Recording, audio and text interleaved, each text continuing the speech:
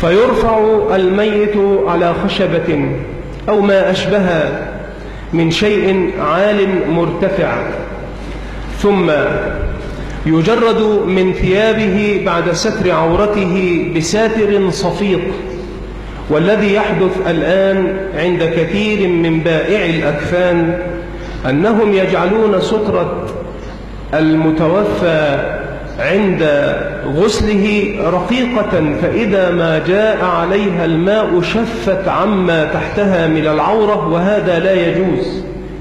فإذا قام رجل من الصالحين بغسل ميت فوجد السترة على هذه الصورة فعليه أن ينحيها جانبا، وأن يأتي بثوب يكون طاهرا يجعله ساترا من الركبة إلى السرة، يستر ما بين السرة والركبة، لأنه لا يجوز كشف ذلك، فتكون السترة كذلك في حال غسل الميت.